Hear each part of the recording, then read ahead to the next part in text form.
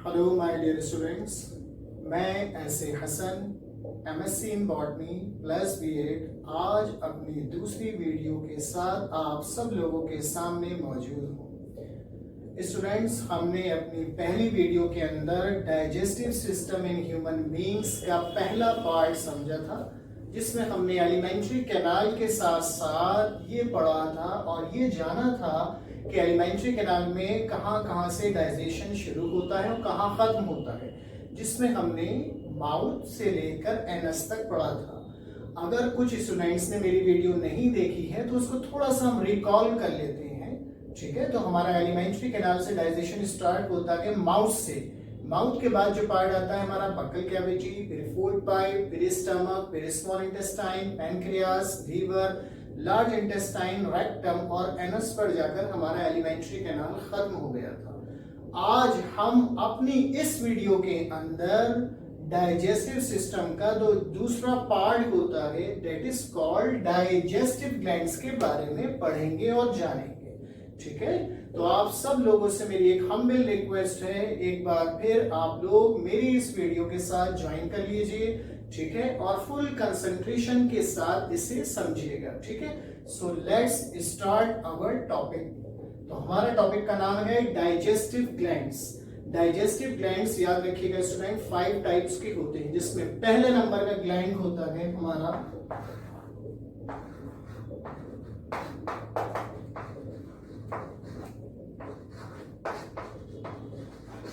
Salivary gland, याद रखिएगा। और स्लाइवरी ग्लैंड के 3 टाइप्स होते हैं। वो 3 टाइप्स कौन कौन से होते हैं? The first one is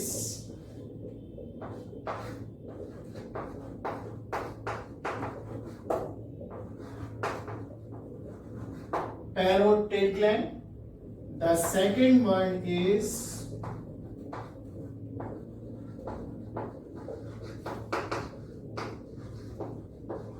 submandibular gland, and the third one is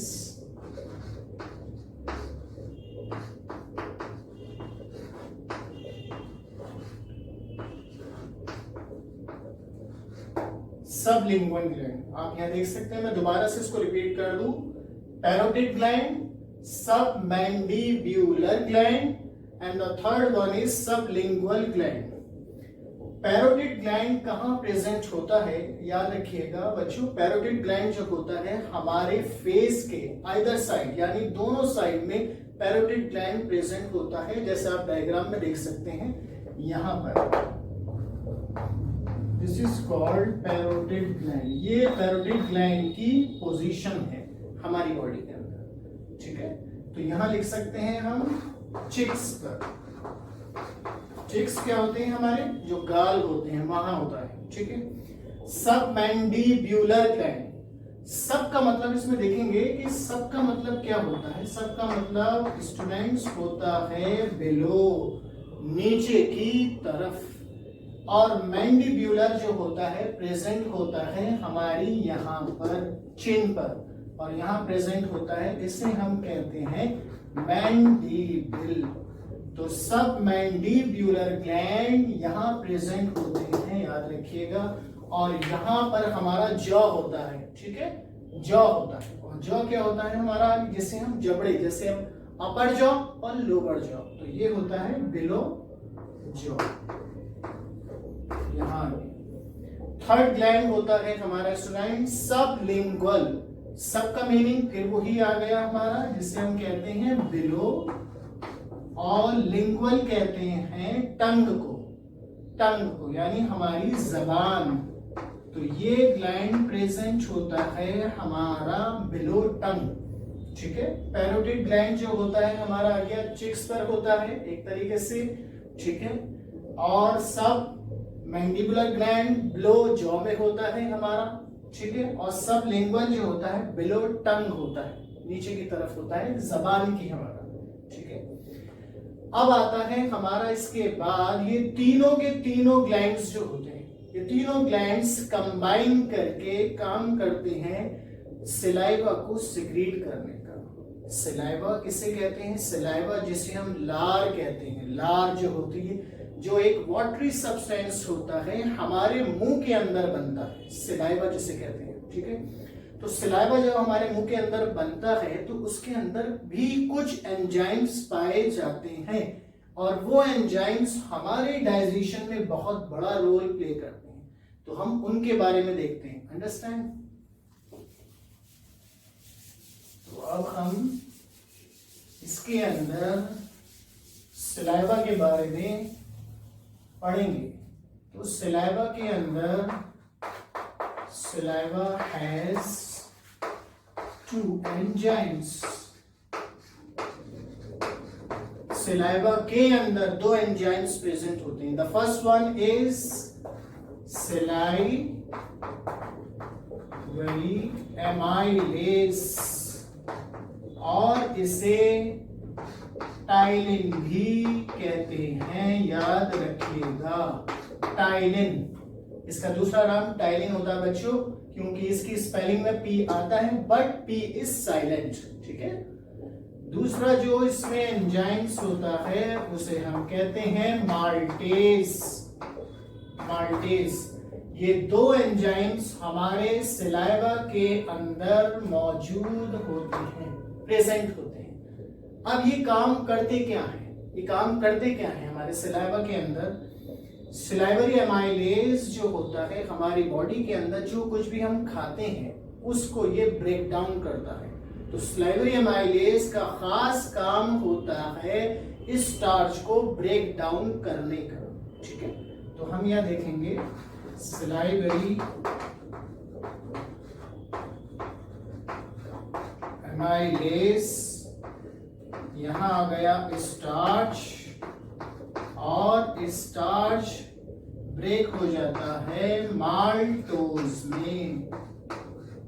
ये अब सबसे बड़ी बात यह है कि आप ये समझिए कि स्टार्च क्या है। स्टार्च जो है एक टाइप का कार्बोहाइड्रेट है, हमारा कार्बोहाइड्रेट है। और कार्बोहाइड्रेट हमें किन किन चीजों से मिलता है? जो हम घर के अंदर अपने रोटी खाते हैं, चपाती खाते हैं, राइस, यानी स्टार्च प्रेजेंट होता है व्हीट, मेज एंड राइस के अंदर, ठीक है।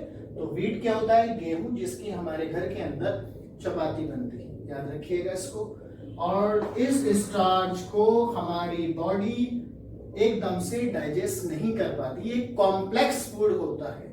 तो इसको डाइजेस्ट करने के लिए इस एंजाइम की हेल्प लेनी पड़ती है, अदरवाइज हमारी बॉडी इसे डाइजेस्ट नहीं कर सकती।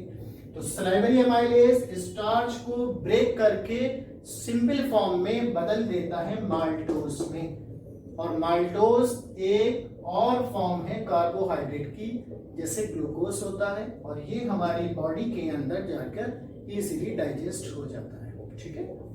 तो इसको याद रखिएगा। अब आइए 30% डाइजेशन जो होता है इसके अंदर इन माउथ हो जाता है, यानी सलाइवरी एमाइलेज ये कहता है कि भाई मैं ज्यादा डाइजेशन नहीं करूंगा, सिर्फ मैं इतना काम करूंगा कि स्टार्च को ब्रेक कर दूंगा। अब बाकी का जो 70% डाइजेशन होगा वो स्टमक में जाकर होगा, ठीक है, याद रखिएगा। तो हमारे माउथ के अंदर सलाइवरी एमाइलेज ने काम किया, स्टार्च को ब्रेक किया और स्टार्च चेंज हो गया माल्टोज के अंदर, जो कि एक ग्लूकोज की फॉर्म होती है, ठीक है। तो यहां आके हमारा सलाइवरी एमाइलेज ने स्टार्च को चेंज किया। अब एक बात और मैं आपको बताना चाहता हूं, वो ये है सलाइवा। सलाइवा होता क्या है? सलाइवा के बारे में हम और कुछ भी जानते हैं। सलाइवा हमारे माउथ के अंदर रहकर हमारे फूड पार्टिकल को सॉफ्ट करता है, स्लिपरी करता है, और उसमें टंग का भी बहुत बड़ा रोल होता है, क्योंकि टंग जब रोल होती है यानी हमारी जबान खाने को पचाती है, चबाती है, च्युइंग करती है, उसमें दांत का भी रोल है, हमारे टीथ का। तो ये सारी की सारी चीजें माउथ के अंदर जब होती है तो उस खाने को हम इजीली स्वेलो कर लेते हैं, ठीक है। स्वेलो यानी निगल लेते हैं। तो सलाइवा हमारे खाने को बहुत ज्यादा सॉफ्ट और स्लिपरी बनाता है, और इसके अंदर भी हमारा एक पीएच वैल्यू होती है। That is most important for your board examination कि what is the pH value of saliva in our mouth. वो होती है, याद रखिएगा, pH ऑफ saliva is 6.8। सलाइवा का पीएच वैल्यू हमारी माउथ के अंदर 6.8 होता है। ऑलवेज रिमेंबर, इसे भूलिएगा मत, ये मोस्ट इंपॉर्टेंट क्वेश्चन है आपका बोर्ड के पॉइंट ऑफ व्यू से। ठीक है, क्या आ गया हमारा। अब आ जाता है इसके अंदर एक बहुत बड़ा रोल कि भाई आप ये सोचेंगे कि एंजाइम्स क्या है, कि एंजाइम्स कर क्या रहे हैं इसके अंदर। अगर एंजाइम्स नहीं होंगे तो क्या होगा, और एंजाइम्स हैं तो वो और क्या रोल प्ले कर रहे हैं। याद रखिएगा स्टूडेंट, एंजाइम्स एक कैटलिस्ट होते हैं जो हमारी बॉडी में रहने के बाद खास तौर से स्पेशली डाइजेशन को बढ़ा देते हैं, कई हजार गुना 1000 टाइम्स हमारे डाइजेशन को बढ़ा देते हैं। अगर एंजाइम्स हमारे बॉडी में नहीं होंगे, ये वाले और आगे भी हम पढ़ेंगे, तो हमारा डाइजेशन बहुत ही ज्यादा स्लो हो जाएगा। ठीक है, इस वजह से एंजाइम्स हमारे लिए जरूरी हैं। और याद रखिएगा एंजाइम्स एक टाइप के प्रोटीन्स होते हैं। Enzymes is just like a protein. ठीक है, ऐसे करके होता है। अब आ जाइए हमारा नेक्स्ट टॉपिक के अंदर जो हम आगे पढ़ते हैं वो क्या है। तो यहाँ अगर हमारा सलाइवरी ग्लैंड कंप्लीट हो गया है, अब हम दूसरे ग्लैंड पर आते हैं। ठीक है, आई होप यू अंडरस्टूड। दूसरा ग्लैंड हमारा जिसे हम कहते हैं गैस्ट्रिक ग्लैंड। गैस्ट्रिक ग्लैंड बच्चों, गैस्ट्रिक ग्लैंड कहाँ प्रेजेंट होता है? गैस्ट्रिक ग्लैंड प्रेजेंट होता है in the wall of stomach. पेट की जो वॉल्स हैं, जो इनर लाइनिंग है, वहां होता है present in the wall of stomach। ठीक है, which secretes gastric juice। Gastric juice याद रखिएगा, स्टमक में रहने के बाद ये अपने अंदर से गैस्ट्रिक जूस को सिक्रीट करता है। First one is peptic cell, the second one is mucus cells and the third one is oxyantic cells। अब इन सेल्स के अंदर बहुत ध्यान से समझिएगा क्योंकि यहां से टॉपिक गैस्ट्रिक ग्लैंड का और भी ज्यादा इंपॉर्टेंट होने वाला है, बहुत खास होने वाला है। इन पेप्टिक सेल्स के अंदर एक एंजाइम्स प्रेजेंट होता है, वो एंजाइम्स कहलाता है पेप्सिन। पेप्सिन, पेप्टिक सेल से एंजाइम सिक्रीट होता है पेप्सिन। ठीक है, म्यूकस सेल से जो निकलता है वो आता है, सिक्रीट होता है म्यूकस। और ऑक्सिएंटिक सेल से जो चीज सिक्रीट होती है, निकलती है, वो एक एसिड होता है और उस एसिड को स्टूडेंट्स HCl कहते हैं, यानी हाइड्रोक्लोरिक एसिड। और इस एसिड का बहुत बड़ा रोल है हमारे डाइजेशन प्रोसेस के अंदर। इसको बहुत ही ध्यान से समझिएगा जो मैं आपको एक्सप्लेन कर रहा हूं। ये सारे के सारे पार्ट्स आपके कॉम्पिटिटिव एग्जाम्स के लिए, आपके बोर्ड के पॉइंट ऑफ व्यू के लिए मोस्ट इंपॉर्टेंट टॉपिक्स हैं और सब टॉपिक्स हैं। ठीक है, तो इसे प्लीज डोंट फॉरगेट। तो पेप्टिक सेल से क्या बना? पेप्सिन। म्यूकस सेल से क्या बना? म्यूकस। ऑक्सिएंटिक सेल से क्या बना? HCl, hydrochloric acid. अब ये पेप्सिन करता क्या है? ये पेप्सिन एक काम करता है। वो काम क्या होता है? ये पेप्सिन जो कुछ भी हम खाना खाते हैं उसके अंदर प्रोटीन भी तो प्रेजेंट होता है। प्रोटीन आपने अपनी प्रीवियस क्लासेस के अंदर नाम सुना होगा। तो जो हम खाना खाते हैं उसके अंदर फैट्स भी होता है, कार्बोहाइड्रेट्स भी है, मिनरल्स भी हैं, बहुत सारी चीजें हैं। तो ये पेप्सिन प्रोटीन को डाइजेस्ट करता है। ठीक है, always remember I am writing protein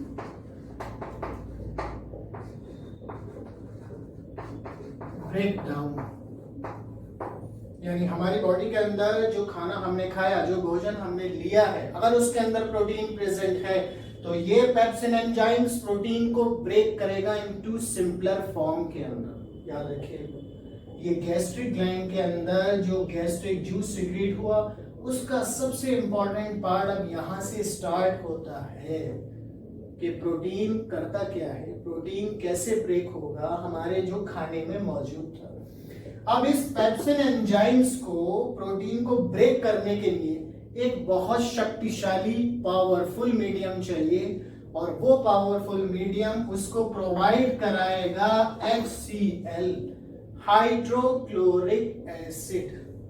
hydrochloric acid के बारे में मैं आपको बताना चाहता हूं, आपने अपने प्रीवियस क्लासेस के अंदर क्लास 9th में भी इसको सुना होगा कि ये एक स्ट्रॉन्ग एसिड है, स्ट्रॉन्ग एसिड और हाईली कंसंट्रेटेड एसिड होता है, हाईली कंसंट्रेटेड एसिड होता है। जितनी भी हमारी साइंस की लैब होती है, आप सब लोगों ने एक्सपेरिमेंट अगर करे होंगे तो उसमें इसका बहुत बड़ा यूज होता है हाइड्रोक्लोरिक एसिड का। तो ये HCl स्टमक में रहने के बाद एक एसिडिक मीडियम, एक एसिडिक मीडियम को डेवलप करता है। उस एसिडिक मीडियम की हेल्प से ये पेप्सिन एंजाइम जो प्रोटीन को ब्रेक करेगा आसानी से ब्रेक करना शुरू करता है, ठीक है, क्योंकि ये हाईली कंसंट्रेटेड होता है। इसका हाईली कंसंट्रेशन यानी इसका pH वैल्यू भी होता है। याद रखिएगा स्टूडेंट्स, pH वैल्यू जो होता है HCl का वो 1.2 से 2 होता है। यानी हमारी बॉडी के अंदर HCl का pH वैल्यू 1.2 से 2% तक होता है। आप देख रहे हैं इसको, और ये काफी होता है, बहुत ज्यादा होता है। ये इतना ज्यादा होता है कि ये ही सारे डाइजेशन को, खाने को डाइजेस्ट कर रहा है। इसी की वजह से स्टमक के अंदर जो खाना होता है हमारा 4 से 5 घंटे रहता है, क्योंकि खाना जो भी हम डाइजेस्ट भोजन करते हैं वो खाना 4 से 5 घंटे स्टमक में रुका रहता है। तो इस एसिडिक मीडियम की वजह से और इस पेप्सिन एंजाइम की मदद से वो प्रोटीन ब्रेक होते हैं। तो ये दोनों मिलकर एसिडिक मीडियम को डेवलप करते हैं और डाइजेशन होता है, ठीक है। अब आ जाता है कि ये म्यूकस क्या करता है। म्यूकस का भी तो कोई ना कोई रोल होगा, तभी तो हमने यहाँ लिखा है। म्यूकस ये काम करता है कि कभी कभी हाइड्रोक्लोरिक एसिड का हार्मफुल इफेक्ट भी हमारे स्टमक को फेस करना पड़ता है। उस कंडीशन के अंदर म्यूकस जो होता है, स्टमक की जो ये लाइनिंग होती है ना, ये वाली लाइनिंग, ये यहां होता है और एक स्टिकी सब्सटेंस होता है, चिपचिपा स्टिकी सब्सटेंस होता है जो स्टमक की लाइनिंग को और स्टमक को इस हाइड्रोक्लोरिक एसिड के हार्मफुल इफेक्ट से बचाता है, उसे प्रोटेक्ट करता है। तो ये म्यूकस इंपॉर्टेंट है, याद रखिएगा। जब मैं इसको आपकी डेफिनेशन लिखवाऊंगा तो मैं आपको इसको और इजीली एक्सप्लेन कर दूंगा, ठीक है। तो यहाँ आकर हमारा गैस्ट्रिक ग्लैंड भी खत्म हो रहा है। अभी मुझे इसके अंदर और भी आपको एक्सप्लेन करना है ऑलवेज। तो यहाँ आके मैं आपको थोड़ा सारा HCl के बारे में ये मैं बता देता हूं।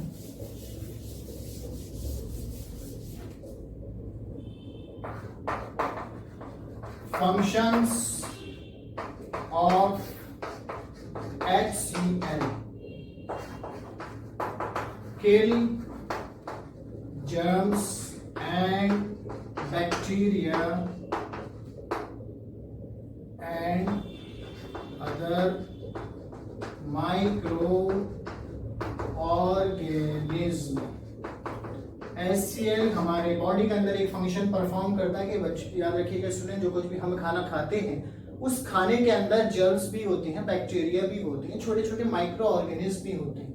तो ये HCl उनको किल करता है, किल कर देता है बिल्कुल।